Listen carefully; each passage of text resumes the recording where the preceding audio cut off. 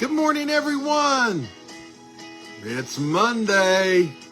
It's March 16th, 2026, and you're looking live at Central West Virginia, where once again, it's new every morning. This is a podcast.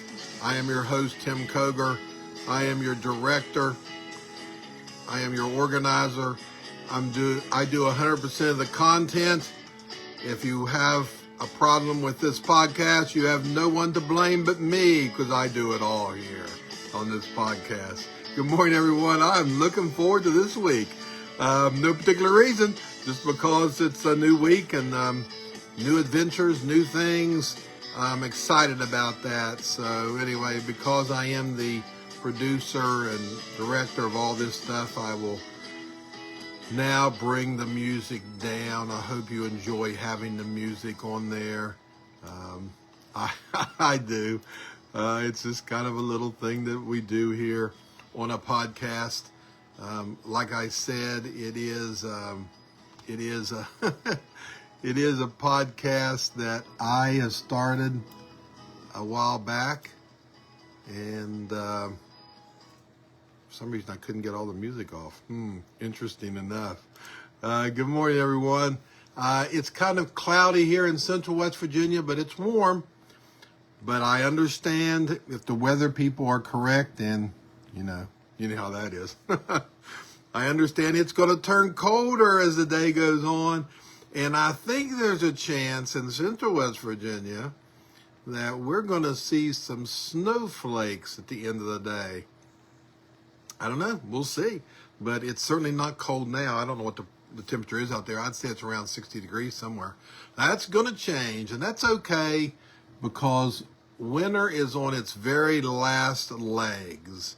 It is spring in all kinds of ways. All you can tell is looking outside, you can hear and see the evidence of spring, and I love spring. I love spring because spring brings the end of winter, and it's new life. A lot of new things come out in spring. Not only the flowers and stuff, but new things for us. And I'm excited about what the spring... Good morning, Katie. Nice to have you along this bright Monday morning. And we'll see who the morning warriors are today as we go along. Katie is first on the message board. And of course, this is great information early in the morning. I don't have a lot of stories today, but I really like the stories I have. I hope you will. And there's a mixture of types of stories like I usually have and try to do every day. I am on my first cup of coffee. Yes, I have become a coffee drinker a little bit. When I started this podcast, this is podcast 74. I've done 74 of these as of today. And when I started this, I did not drink coffee. I did not like coffee. But I found an enhanced coffee that is making me feel better. And so I decided to start drinking it. And after putting all kinds of things in it, like chocolate and everything, to get used to coffee, I have now become used to coffee to the point where, while I won't consider it my favorite drink, I can enjoy a cup, which I am doing right now. And I warmed it up a little bit so it's still warm, because I've been working on this. Good morning, Mike. Nice to have you along. I've been working on this this podcast. I don't know if you all know how I do this, but I search for stories going on that interest me, that I think might interest you throughout this week I have. And I'll be honest, it was a rough week to find stories that interest me. I'm not sure why, but some may have interest you. You have a great day too, Katie. But these are the ones I found that I enjoyed, and I hope you enjoy. It's kind of interesting how I go through this. I can't believe I've been doing this 74 times. But so I have. And when I started out, good morning, Donna. Nice to have you along this morning. When I first started, I was doing this Monday through Friday every day, but it just became too difficult for me to keep up with, because, it takes me a couple hours of press time, not including, I look for stories throughout the week, but then I have to find the stories, read the stories, then I don't use the words in the stories. I mean, I use some of them, but I copy and paste and put the words of the stories into my dialect, the way I talk, because I'm the one talking. And so it takes some time to do that. And I've been at this for almost 2 hours this morning getting ready, and I already had several stories. So anyway, it takes a little bit of work to do this, but let me go ahead and get started with the first story. Who knows what a lowrider is? I would say some of my older people will know what a lowrider is. But the Postal Service is coming out with some lowrider stamps. Okay, well, actually, they've already come out. I think they came out on Friday, and they're coming out. For people who don't know what a lowrider is, it was a vintage car. I think it started like in the in the late 40s, early 50s, and they customized cars with smaller wheels to make them low riders. And they put spatial hydraulic suspensions on it so they could put them down really low. And a lot of them have really colorful paint work. They repainted them and detailed them and stuff, and they were really nice. Well, the Postal Service is coming out with 5 stamps. And, lowriders kind of originated, they say, in the Southwest United States, East LA area. And it wasn't done in the richy areas. It was done in the working class communities, and that's where it started. But it grew all over the country. And the stamps that are coming out, so you'll know, is the blue 1958 Chevrolet Impala called 8 Figures. That was its name. An orange 1964 Chevy Impala named the Golden Rose. The 1987 Oldsmobile Cutlass Supreme dubbed Pocket Change. Yep, that was the name. 1946, which was one of the earlier ones, Chevrolet Fleet Line called Let the Good Times Roll. And a 1963 Chevrolet Impala named El Rey. So those are the 5 stamps that are coming out. They're very colorful. I saw pictures of them. You should be able to get them at the Postal Service now, because I think they came out on Friday. So if those things interest you, and they interest me, I'm going to get some of those stamps actually. You can pick them up at the Postal Service. Okay. So I have an idea here that actually I'm going to make another video on, because I think it's that impactful. But this is an idea that if you travel, it could save your life. Now, it's odorless, colorless gas that can sweep into your home without you even knowing it. And it can kill you. I remember a famous tennis pro called Vitas Gerulaitis, back in the 80s or so. He was in the New York area, probably for the U.S. Open tennis match. I think that's where he was at anyway. And he was staying with some friends that had a cottage adjacent to their house. And while he was there, he slept in the cottage, and there was a gas leak, and he never woke up. And I don't know if anybody else remembered that story or not. And I didn't look it up, so I don't remember the details, but I know that he died from carbon monoxide poisoning. So, because of that, that's why we install carbon monoxide detectors in our homes, in my home. So what about vacation? Of course, we think, well, when we go on vacation, those places are going to have carbon monoxide detectors. Well, guess again. Many vacation spots, hotels, Airbnbs, aren't required to have carbon monoxide detectors. They just aren't.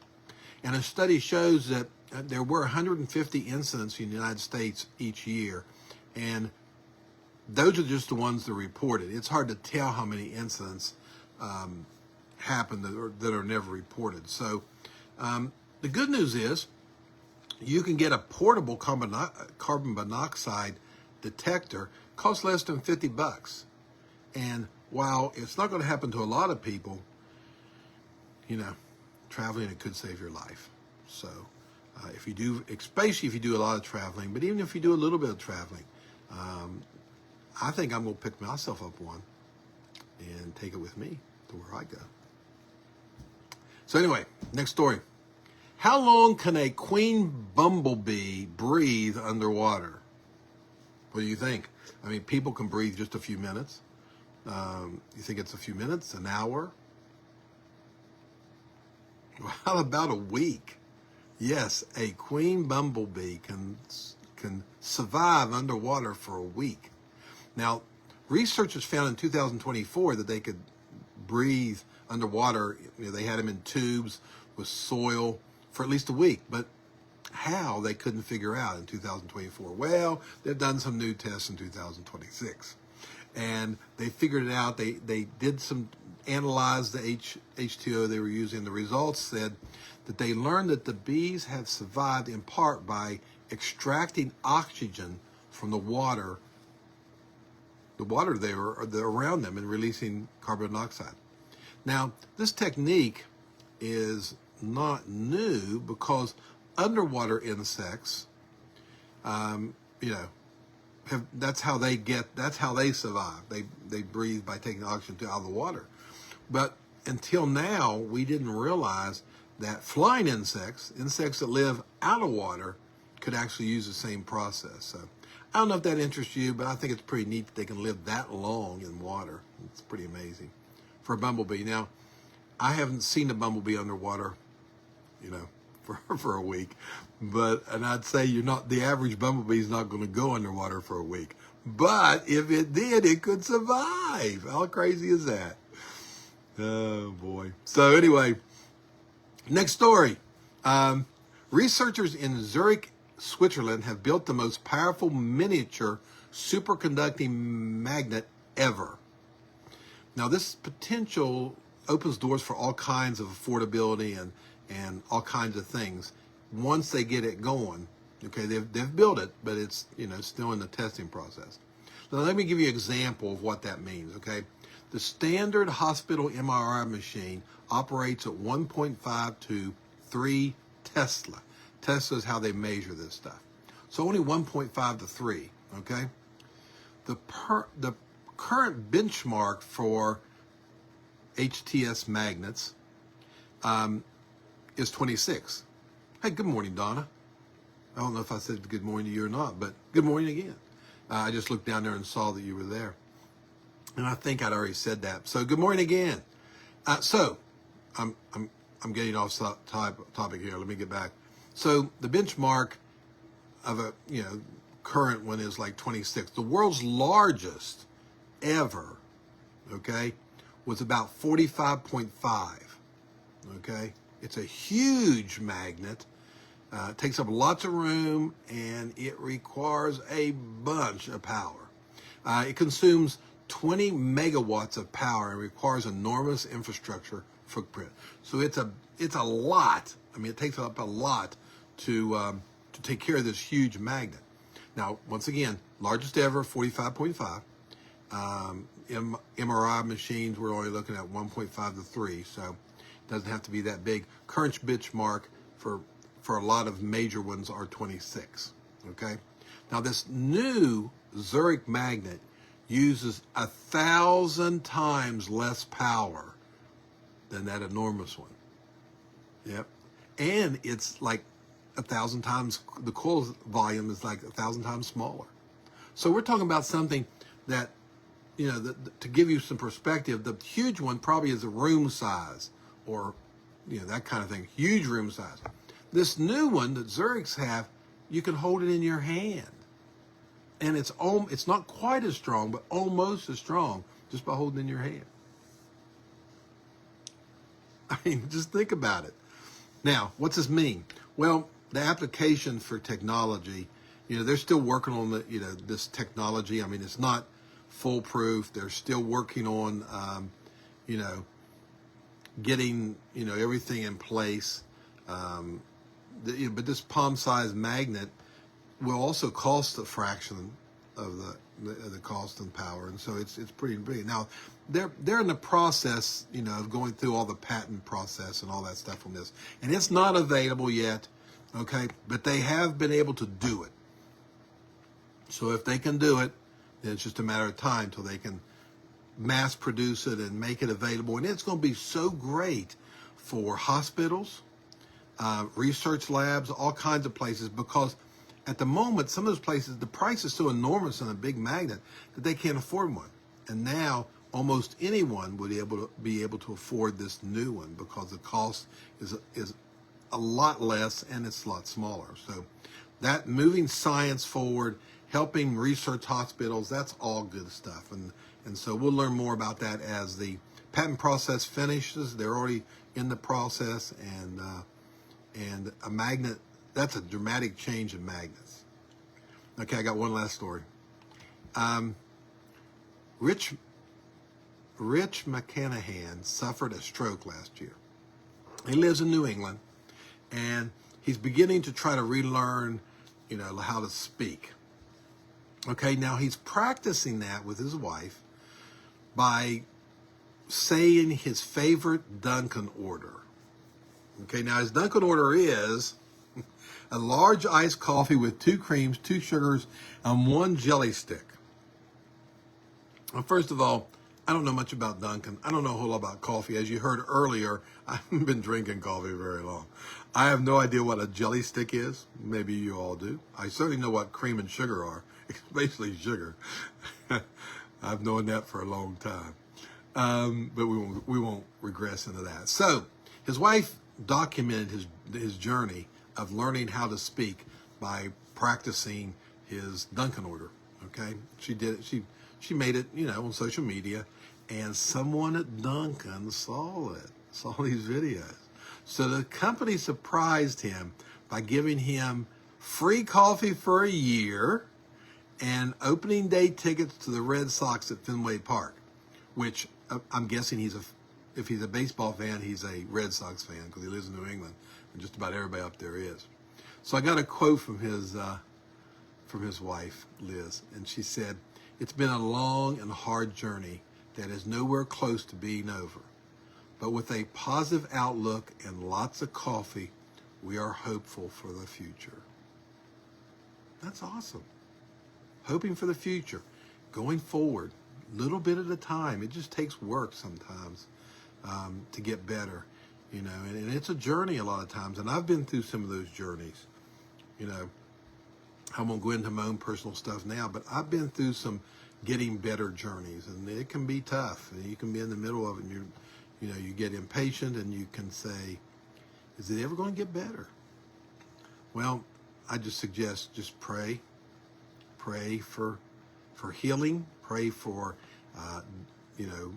whatever the situation is, because it is going to happen in God's timing, and usually our timing is really a lot faster than God's timing. Not always, but frequently, because God has a plan and He has a purpose for going forward, and we have to meet that purpose.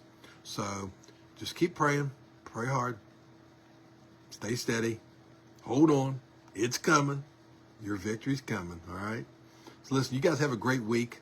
I'm looking forward to the week. I can see outside better now than I could when I started, and everything's greening up. It's looking like spring, even though there may be some snow on that greenery this evening. That's okay. It'll go away fast. So be blessed. Have a great week, and I will see you Friday at 7:30 a.m. Bye-bye.